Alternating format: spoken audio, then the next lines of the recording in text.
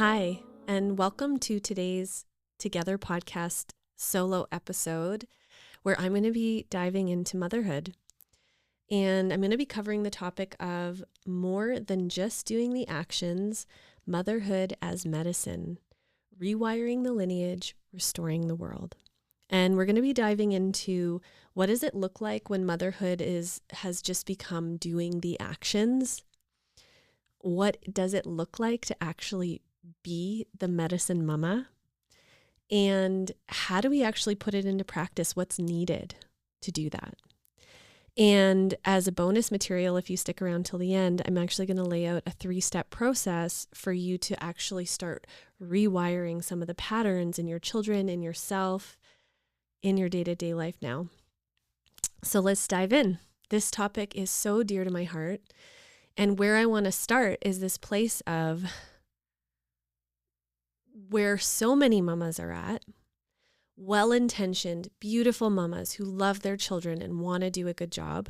And this is just the reality of where our culture is at with motherhood, is that motherhood is a lot about the doing. And motherhood, as all of us know, and as you really discover when you're in motherhood, there's a lot to do. The tending, the feeding, the changing, the cleaning. There's so many practical pieces. And of course, the more children you have, the more practical pieces there are. And for many mamas, they're in that. They're in the daily doing to do experience. And there's an emptiness. There's a heaviness. There's a tiredness. There's a wishing that there was more. There's a loneliness. These are the kinds of sensations that can emerge when we're living motherhood more as that, going through the actions. The other layer to this is that what many mamas don't realize is we have a strong calling to rewrite something new for our children. We want to give them a better life than we had. And in that, we believe that if we want that and we see what we want to be different, that is enough. You know, if I decide, well, I want my child to be able to emotionally express themselves, to have good self-esteem, to know themselves deeply, we can stop there, thinking that if we talk about that and we think about that and we do things from our mind that we believe is going to connect them to those things. This is what we think, that we can think our way through how to be a mama and what we need to do, and that is going to create the new scenario for our kiddos. And here's the wild thing. It's not true. Because our nervous systems and our attachment systems and the morphogenic field, the knowing field that is made up of all the ancestral information and the blueprints in our DNA, all of that is so big and takes up so much space that, and it's built up of patterns, information that's inlaid through the generations, so that when we show up in motherhood, we don't have to reinvent the wheel. You know, this is the beauty of biology. We've been wired so that we can show up and we can lean into these patterns, you know? And the more health was in our lineage, the more health that was in our culture around us, the more health that we were held in, the better those patterns are going to be. And then we can lean into those patterns and just parent how we were parented, you know, follow those patterns in how we're going to show up moment to moment. Where the issue comes in is when those patterns aren't helpful, when those patterns aren't supportive, when those patterns aren't really feeding what we're truly desiring and wanting for our children. And what happens is inevitably, even if our minds are desiring something new to happen, our bodies, our nervous systems will actually still act out and do the patterns we were raised with, the patterns that we were steeped in, and the patterns in our culture. And this is even collectively, and I'll give you an example of this, right? Like, for me, I've been so clear that I've wanted to be a really present mama and be really like go slow and be there. And I want to, feed my purpose and feed my dharma. And even though this is a huge intention of mine, it's like written in all my journals and all of my things, the current of our current culture really encourages mamas to go fast, to get back out into the world, to hurry their children along. There's a lot of movement. If I'm in a meeting somewhere, there'll be lots of encouragement of getting your child in daycare now. And, they're not ideally at the age, but they seem ready. You should do it. There's lots of pushing. There's like this current of energy that just keeps pushing, on the phone with the bank. And, I'm like, I need a minute because I've got my toddler, and they're like, well, you just need to tell him to wait. There's so much pushing, the slowing down and being mama away. That's just like written into our culture right now. And so even though I have this intention, the waves of this in our collective sweep me off my feet. It carries me over there. All of a sudden I'm over here, and wait a minute, I wasn't present with Cedar while we were having breakfast because I'm in my head doing this, and this person wants this from me right away, and I have to respond right away because we live in a culture that values that. And before you know it, you can be doing something different than what really, truly is what you want to be doing. And that is just an example that I'm not even sharing in there, the generational pieces. That's just like the cultural soup that we're in at this moment, And so in this way, many mamas, there's kind of two camps, right? There's the camp that is wanting to do a new way, but they're still in their head about it. So thinking, if I think this, if I just tell myself that, I'm going to do it different than my parents, if I explain to my child that it's okay if they have emotions, then that is what's going to lead to something new. So thinking that we can parent from our minds, and I'm going to go into that a little bit in a minute. Or there's the camp that don't even know that they're being operated by patterns, or that there are these patterns that are shaping and influencing how they're being with their children. And they're just assuming this is how you are with children, right? Like they're so shaped by how they were raised that there's almost like not even an awareness that there could be something different, or an awareness that they're doing the actions and it feels right, but that's because they're doing what's comfortable and what was in the lineage. So all of this, what this creates, is an unconsciousness of doing the actions. And in a way, there's a bit of a fatefulness to this. Because when we are living out the patterns that are just in the field, that are in the culture around us, there's a fate that will unfold, and inevitably the patterns from the lineage, the ancestral lineage, will play out again. So the trauma patterns, but also the gifts, right? But the trauma patterns will just play out again.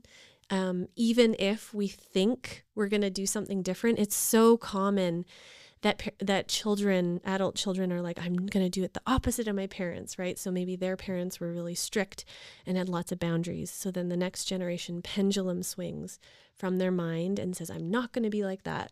And they do it the opposite, right? Like lots of spaciousness and lots of, but inevitably what happens is both create similar trauma, which is not really being properly attuned with, not being properly held in boundary and supported in love, which is what is really needed in the body to feel held. And inevitably it ends up in the same conundrum of the child not fully being able to feel themselves, not being able to emerge in an integrated way. And this plays out so much in families.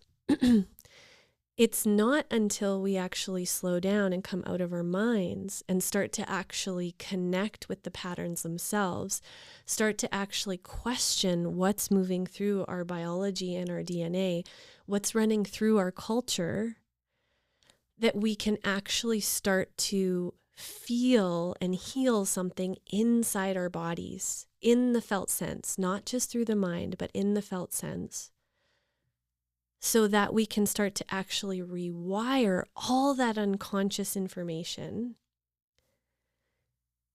And in that way, create a whole new vessel of information that's so much bigger than the words we say to our children or what our intention is. It's actually a frequency, a vibration, an attunement in the moment where our body is actually holding the new blueprint because we work with it in ourselves. And then that's what we pass on. That is what mothering, how I see it, is what mothering is meant to be. It's an embodiment. It's a frequency. It's an attunement that happens through ourselves in how we are being with ourselves, how we are being in the moment, and how we are working with the patterns generationally and around us consciously, digesting them and working with them to send our children forward with a new field of feeling, a felt sense in their body. The fascinating thing is what is rampant in our culture is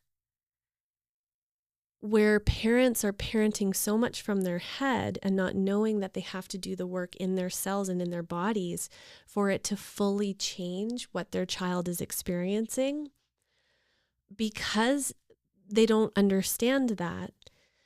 There's this fascinating thing, and we all do it, where we can read a book about conscious parenting that gives us a specific strategy or thing that we need to do.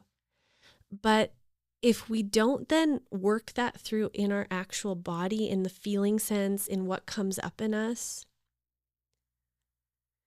we will filter that information from our mind through what we feel in our body and actually use what we're learning to justify how we're behaving. So I'm going to give you an example, okay? So there can be, a beautiful teacher who's teaching a parent, it's really important to have boundaries. It's important not to let your child control you or be bigger than you, and you need to be in the alpha. And yes, that is true, right?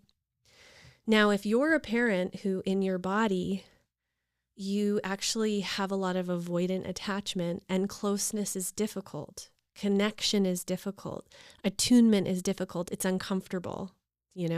When you were raised, you didn't get enough connection, enough eye contact, enough touch. There was a lot of neglect. And maybe you don't even know that, because that's what happens with neglect, is often we don't know that we were neglected. That's the whole thing about neglect. So now you have this wiring that has a hard time fully moving towards and connecting in a deep way. And then you read all about how important boundaries are, how important it is that you don't do everything your child wants. Now suddenly your mind will take that in and use that as, oh yeah, that's why, when my child pushes this boundary or they do that, I just say no and I hold the boundary and I create some space and I get really firm and great, I'm doing it. But there's a way that we can set boundaries where we're actually not doing it in a connective, loving way, where we're doing it as a wall, as a creating distance, as a justification for not meeting the child in their emotional needs.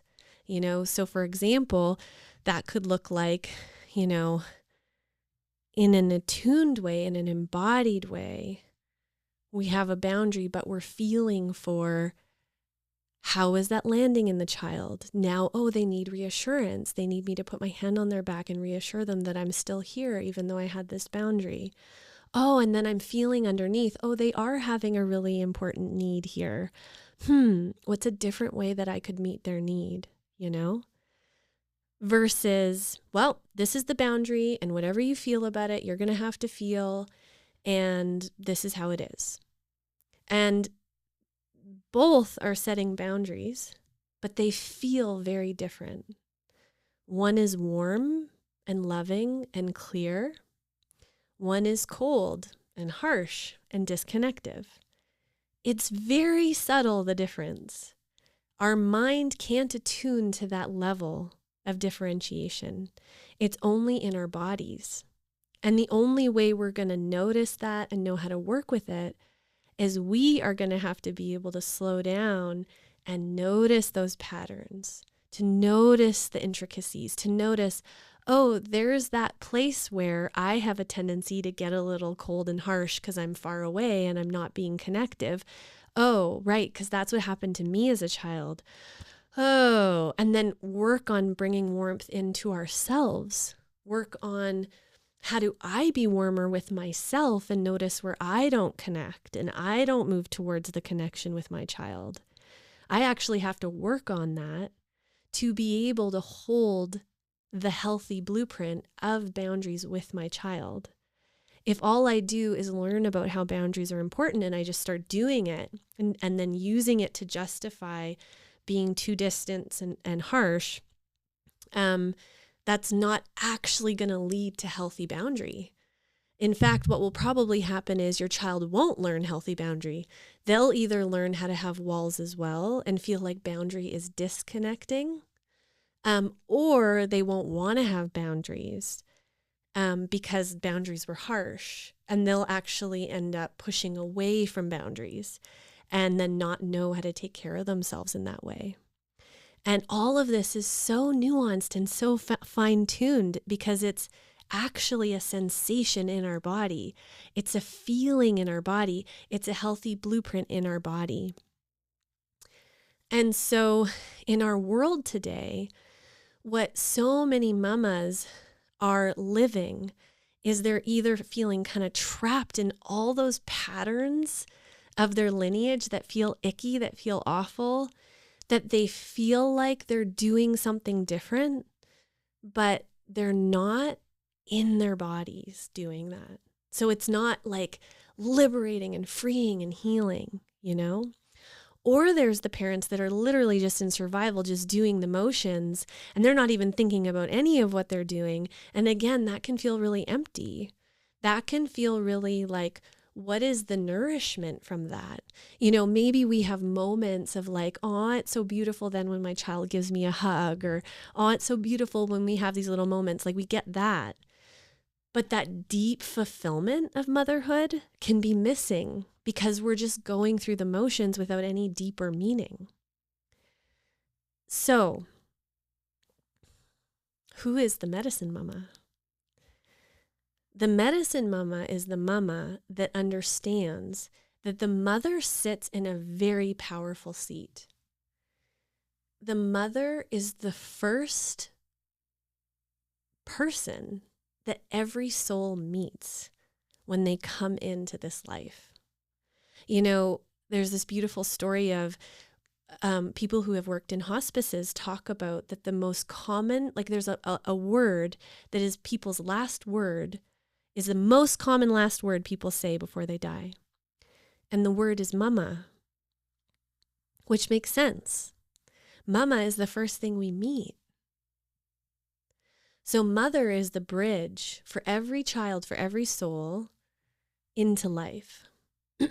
It's a very powerful portal, not just in us passively receiving that life and birthing and doing that through our body, but when we can start to step into ourselves, our presence, our hearts as medicine, and start to consciously work with the role of mama as that portal, not just as something that we're passively showing up for or just doing the patterns of, but something we're actually creating through with our presence, suddenly it shifts from mama as a role to mama as medicine. Mama as, oh, I actually have this direct capacity to work with my patterns, my lineage's patterns, the patterns of my culture consciously, so that I'm actually reweaving a new nervous system, a new energy body, a new attachment system for my child that will now become their biosphere, their information that they then walk forward with into the world. So I'm going to give you an example of this, of how powerful these fields are. So, my pattern when I was a child was I was really clumsy and I would get hurt a lot. And, because of my attachment wounding and, birth patterns from my birth, because I had a bit of a traumatic birth. And, one of the big imprints from my birth was right after I was born, and it was a stressful birth. Then it was visiting hours. And so I was sent off into the nursery, like very shortly after being born. My dad was sent home. I was sent into the nursery and brought to my mom every once in a while through the night. And so basically it set up this template for me of when I most need help, it's not there. Or when I'm really struggling, it doesn't show up, And of course, I've rewritten this and there's so many ways I have been met, but there's this imprint there. And so, it was quite common for me that when I would get hurt, the field wouldn't organize very well for me. It's like, oh, I think I might have broke my ankle, but I have to walk home through the dirt hills to tell someone, oh, I just crashed into this car, but I'm alone, and oh no, my bike's broken. And so now I have to try to carry my bike. And I didn't know how to ask for help. I didn't know how to properly ask for help. And that was part of my imprinting. I remember this one time I got really hurt, and I actually have an injury coming up from it. When I was a teenager, I got hit by someone else's bike and it crashed into my bike, and I got knocked out and I woke up on the ground, and there were all these kids around me being like, are you okay? And then, another kid actually accidentally kicked me right in the head while I was laying there in pain. And I remember thinking that, why isn't life organizing to take care of me? But this is part of my imprint. And so then I've set off in my life to heal and work on how to bring in support to my nervous system and into my life, so that when I'm struggling, when I need it, that life actually organizes to bring me love and care, that life actually shows up for me. And it's been an ongoing journey of unwinding and working with my nervous system and noticing how much it happens that I'm alone or nobody's there to help me. And then working with having people show up for me. So I've worked this a lot. And one of the intentions I really had in becoming a mama was I understood how important it is that moms are supported and that they actually feel it in their body. So a lot of the work that I did when I was pregnant was actually feeling supported, letting that download into my cells, asking women to hold me, getting held in different blessing ceremonies, allowing myself to have other women care for me, allowing my forehead to be stroked, and reaching out to the people that could really hold me and really feeling it in my body, And because of that, I actually was held really well through my pregnancy. Postpartum, I had lots of people, when my son was 3 months old, when we went to bury his placenta, we called in a whole bunch of community to come and be there and bless him and welcome him and help me and Mike feel held, And all of that was really intentional to anchor in a sense in our field. We're not alone. There's lots of support here. There's lots of care. Well, I tell you, it is so fascinating to watch that my son Cedar's field is so different than mine when something happens. I was telling a client of mine the other day that it was so fascinating. He actually had a scary fall. He fell off this wall. It was super scary. I was alone at this restaurant. He fell off this wall and he got really hurt. At first, I didn't know how hurt he was, but he went limp. It was scary. Mike wasn't with me. And so I'm in this moment. And, if this was my imprint as a child, then 20 other things would have went wrong, then this would have happened, then that would have happened. Da, da, da, da. And I tell you, the way the field organized, it was even though it was a scary moment, the amount of support how coherent everything was in showing up to meet Cedar in that experience. Like, I walked inside and I told one of the waitresses, and she was right there with me, and she called an ambulance, and the ambulance came in like 2 minutes, and they were so loving and they were so present. And Mike just happened to look at his phone and he showed up right at the right moment. And the ambulance lady was so kind, and we all went really slow. And it was just like the amount of care and perfection of coherence in how he was held. I couldn't make that happen.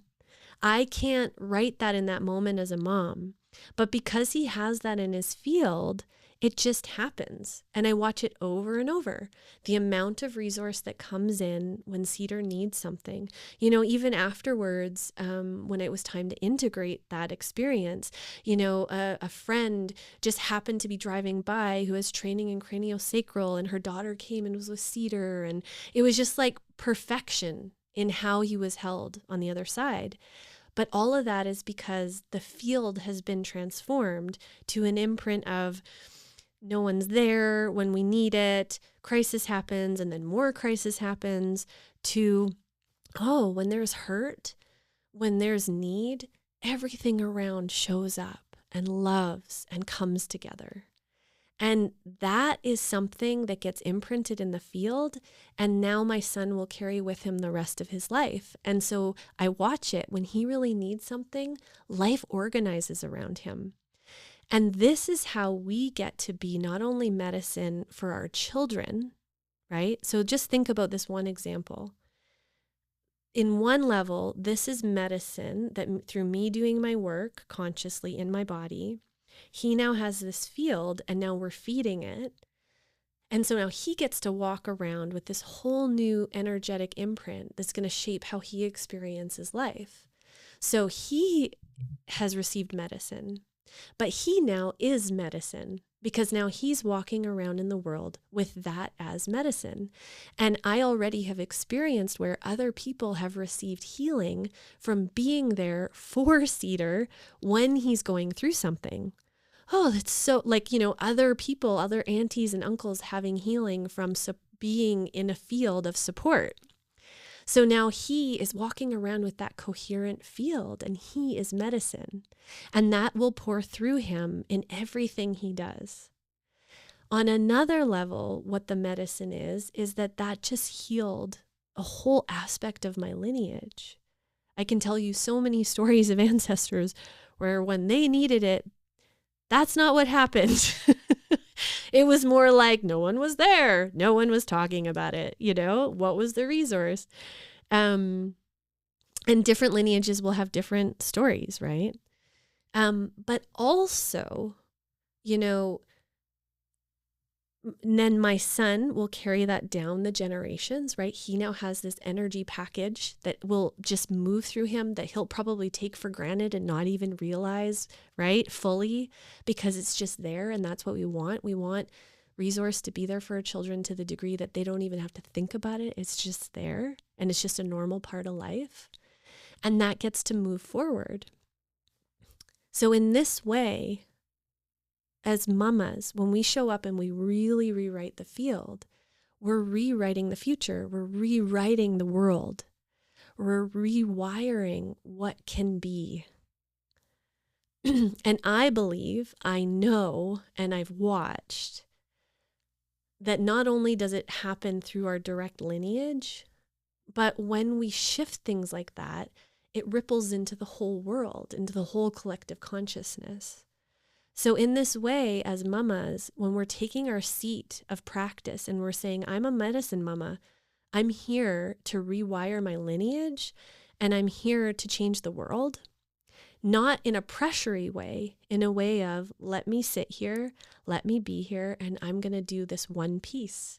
I'm going to work on this one piece here, this one piece there. We are changing the world. And when I watch my son receive so much support when he needs it, because the field organizes, I'm also receiving that medicine back. It's downloading that into my body if I let myself feel it and I receive it and I let it anchor into my body and change me. And so then I'm also receiving the medicine, and we're creating a more coherent field. And what I always go back to with this is that this is what takes motherhood from just doing the actions, keeping a child alive, just doing the thing, to profound spiritual work, to profound work on a fundamental of life, to a divine blessing. Like, what a blessing to sit in this seat. And I actually think it's a very high form of spiritual communion, you know? Because to do it, we have to both be connected to spirit, and we have to be deeply connected to life and our bodies, and to allow the wisdom of that to move through us. And I don't know if any of you, I highly recommend reading Anna, Grandmother of Jesus. But it basically goes into the story, right, of Mother Mary, of her mother Anna, of the women of that story, and the level of light and love and capacity, spiritual capacity and mastery that these women had to birth high beings of light into the world, and to practice motherhood as a very high spiritual practice. And in this book, it really speaks about, especially at this time on the planet, that's what, as women, we're being called to remember, is the role of the mother in the story of Christ, but in the story of birthing light, of birthing new worlds. That the mother is key. You know, if Mother Mary hadn't been there, if Anna, the grandmother, hadn't been there, Jesus wouldn't have been born. And so the mother is a very central figure in the world that we're birthing. But mothers have to remember that sacred role as more than just the beautiful role of cooking and cleaning and raising life. They have to remember this higher template, this higher frequency of what motherhood is and can be. And it's in there. You know, motherhood as mastery, motherhood as creating worlds.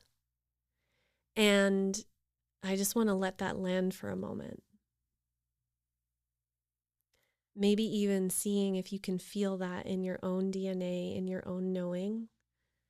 And maybe even allowing this moment, this podcast, to awaken that, to help you remember. And I'm actually going to call in the energy of Mother Mary and Grandmother Anna to help us remember the Holy Mama.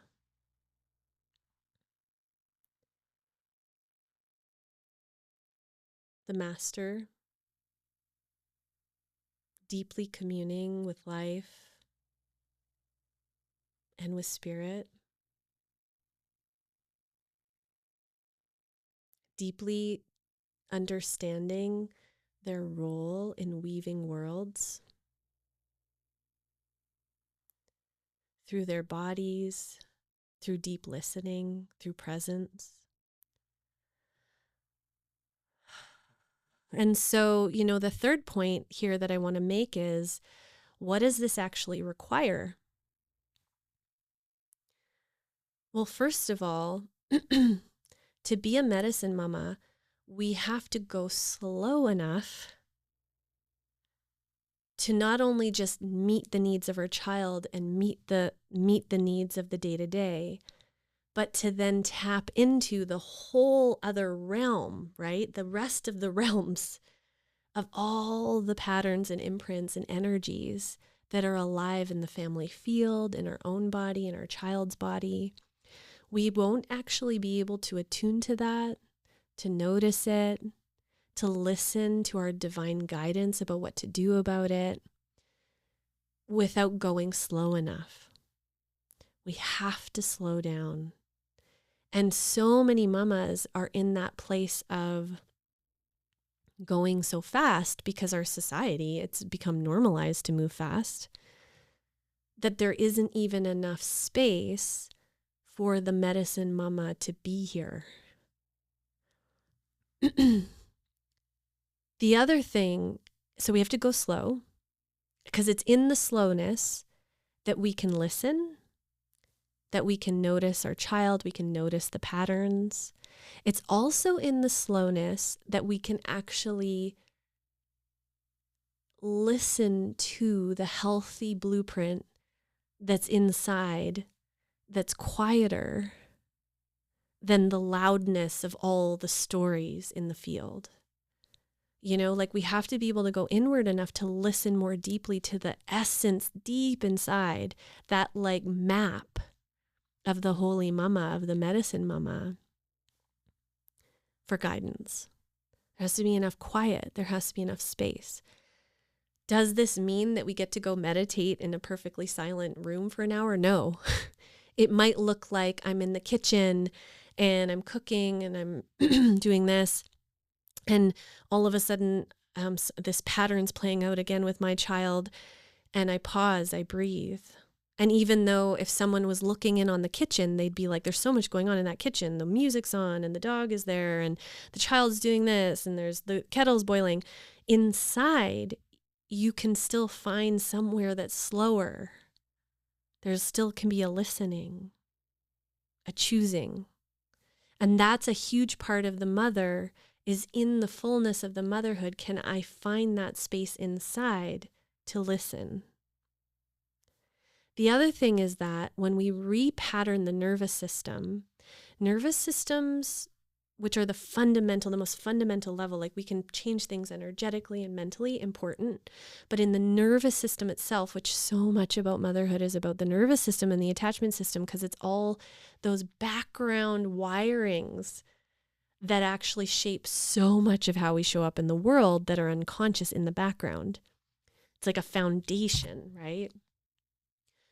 When we make little, small adjustments in the nervous system, that's what leads to bigger shifts in the long run. And when we try to make big changes really fast, it doesn't land, it doesn't rewire. It's actually these micro shifts. And that requires practice, patience, noticing, choosing, slowing down. In some ways, the noise of motherhood has separated from women from listening to that inner guidance inside. And the other thing I just want to speak briefly to, but I'll do another podcast on it at another time. Women have been really separated from motherhood as the spiritual. It's a very common thing that we don't include motherhood in our idea of spirituality in a bigger context, right? Because the mother isn't able to go sit in their room for 2 hours and meditate. The mother isn't able to, go to that, retreat every 2 weeks, or, maybe some mothers are, but lots of mothers aren't able to in the same way. But it's in this way we have to rewrite that spiritual practice of motherhood actually looks like the temple is the kitchen. The temple is co-sleeping. The temple is the tantrum at the grocery store. And that's not, oh, you're in motherhood and so you're just kind of in it and in survival and going through the motions and one day you'll get to connect with yourself. It's, whoa, that mother is deep in practice. She's in the center of it. She's actually in the moment of life where there's so much life energy. She's actually being asked to practice so fucking deeply. Whoa. That's the rewrite. The other thing that's really required to embody the medicine mama is support, sisterhood. One of my favorite things is that I have women around me who are practicing motherhood in this way, and they're helping hold that space for my child, and I'm helping them hold the space for their child, where we're getting curious about our children's patterns and the family field and what is the new information and how do we come in as allies. We aren't meant to do it alone. We need to be witnesses for each other. We need to be allies for each other.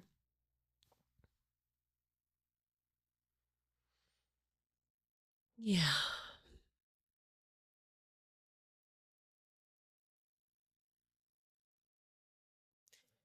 as an example, right now, I always have a few pieces I'm being present to and consciously working with in the field, not trying to fix or change, but like being in the practice with, just like we would sitting in a medicine ceremony, just like we would sitting in meditation, is like holding motherhood in that way. And so continuing to become more present to it, notice it. Right now I'm really practicing where my son is at the age where he can have more power over how he wants to do something. And it's this, because he's 3.5. So it's this delicate balance between giving him the space to find his own way. Like, for example, he loves organizing his shirts and he's not sure, he doesn't like it when we put them in the wash, but he wants to learn about washing them. And it's this delicate balance for me around, I'm still the banks and I'm guiding him in what we're learning about what needs to happen. Your dirty shirts need to be washed. But noticing, and how I was raised, it's like they need to be washed. They're getting washed. I'm going to wash them. And then, if you have a tantrum, that's okay. You have a tantrum, but this is what's happening. And for me, it's like I'm really working on bringing the relationalness into the place of boundary. So your shirts need to be washed. We've got to spray them. Do you want mama to do it tonight while you're asleep? Or do you want to help me now and we'll learn together? And then there's pushback. I don't want them. They need to be washed, But then he decides, okay, I want to wash them. And so then I can feel this part of me that's like, great, this is how it needs to be done. But then it's like, okay, what does it look like to include him in every step, Okay, well, we're going to need to put stain remover, and just going slow enough that I'm actually with him in it. I'm guiding, but I'm with him. We're relating. I'm giving him space to decide how he wants to engage while I'm having boundaries. And, I wasn't raised in that way, with accompaniment in that way, right? It was like either my parents did it or I would figure it out. Or a lot of times they would try to show me something and I would fight them about it because I wasn't quite feeling accompanied properly. So I have a lot of rewiring to do around accompanying my son in learning things. And so when I'm in that space, I have to go really slow. I have to feel a lot. I have to notice my impulse to get annoyed and want to rush it. I have to notice my tendency to not want to have a boundary and avoid it. Then I have to notice, oh, there I came in and I wanted to override him and I wasn't connected. Oh, but the beauty is, as I go slow and I'm in this, and it's this little moment, it looks like nothing from the outside, but so much is being rewired in that moment. In me, in my brain, in my family field, like being able to accompany my son in these little moments is rewiring generations of disconnect where it was either figure it out yourself or I'm going to tell you how to do it. And that requires energy, presence, care. And it's like moment by moment. Whoop, made a mistake there. Oh, there we go. Oh, there it is. Whoa, oh, we're having a new experience. Oh, we're feeling connected. Oh, he's feeling inspired. Whoa, we're doing it. And then feeling that in my body. What does the new way feel like? And, I've gone through this with so many patterns. It's really different when we tell ourselves, this is what I'm going to do and this is what's going to happen, versus being in the moment by moment practice. Because when we're in the moment by moment practice, that's when the nervous system is actually rewiring. The look on my son's face when we are figuring it out together, that rewires something. The way he's like, oh, mama, I have an idea. What if I lay the shirts here and then you spray them? Yeah, okay, great. And then I'm like, oh, no, we can't quite lay them there. The dog's going to lay on them. And then he has a little fit about that. And then we have to move through that feeling. And, all those moments, they're rewiring something. And this is beautiful work. Yeah. So thanks for hanging out. Thanks for sticking around. I want to give so much love out there to all you mamas that know this deep in your bones. You're doing it. Maybe you feel alone in it. Maybe you're feeling really validated and acknowledged and like, yeah, Courtney's doing it too. We're doing it because I know there's mamas out there doing it. We're doing it together. And we're the first generation that's also taking this and weaving in the somatic nervous system attachment pieces, which is exciting. And then also a nod to you mamas who maybe this is new. Maybe this way of thinking about it is new. Maybe you've been showing up in lots of conscious ways, but not yet on the nervous system level, not yet in your body. Maybe you haven't thought about it as spiritual practice. Maybe it's been more practical. Or maybe you're a mama out there listening and you're like, oh, I wasn't getting into the deeper layers. I've kind of been just like hanging out at the top, but feeling like empty or like this is heavy or like this isn't fulfilling, this is hard. Wherever you're at, just know we can always move into the next level of empowerment and sovereignty and medicine mama together. And it's big work. And there's such beauty in it. We're writing worlds together. And so thank you for sticking around. The bonus. So there's 3 steps to how you can repattern the pattern. The first step always is starting to track the pattern that's showing up with your child, in your family home, in your family nervous system. Whoa, me and dad both react when our child does this, whatever the pattern is, tracking it. By tracking, I mean, notice the sensations and notice what is the sequence, what happens first, then what happens, like just get to know it. What do I feel in my body? What do I notice in my child's body? What do I notice in my partner's body? There's this whole period of time where we're just being present with what's here and gathering information and noticing. And just the noticing, just the naming, just the being with already will start to help something shift and move. It's already the new information. Awareness changes a lot. The second is, based on that pattern, what would the new information be? So what would the corrective experience be? This is the somatic terminology, and I'll explain. So if, the pattern is our child has a big fit and I disconnect, I dissociate, I feel overwhelmed. And then, oh, right, that's connected to my childhood. Nobody was with me. Well, the new information would be if there's some sort of connection in the family field when the child is having a tantrum. Connection is the thing. So the new information would be, can I as mama get connected to myself in that moment? Can I bring connection into myself? Or maybe I need to tell my partner when our child is having a tantrum and I'm dissociating and not able to hold it, can you come over and put your hand on my back and give me connection?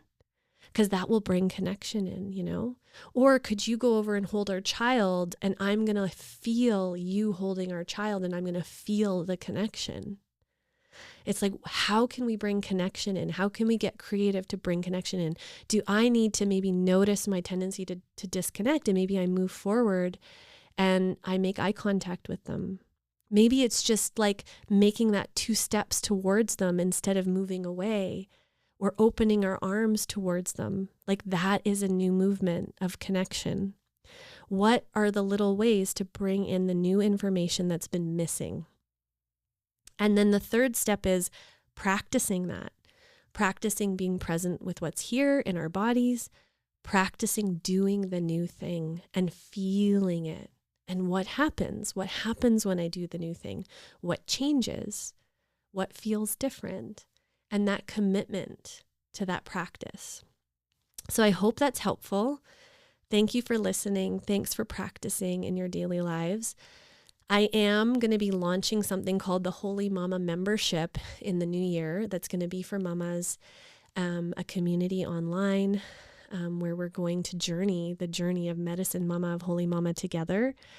And I'm going to include a link to my wait list for that and the show notes for the show. And you can put your name in there if you want to know about when I'm launching things for that. I'll also be offering some little taster experiences in the lead up to it that'll be really accessible. So you can stay tuned for that and get on my mailing list for that offer. And then you'll hear about all of the different little tasters. And of course, you can tune in here at the podcast because I'm going to keep coming on and dropping pieces around parenting and around sacred relationship. Thank you, loves.